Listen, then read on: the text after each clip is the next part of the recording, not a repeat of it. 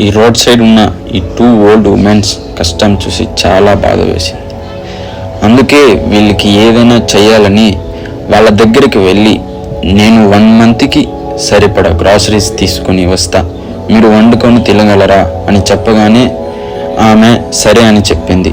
వెంటనే వెళ్ళి 1 మంత్కి సరిపడా groceries like rice, dal, vegetable, fruits తీసుకొని వచ్చి ఇచ్చా.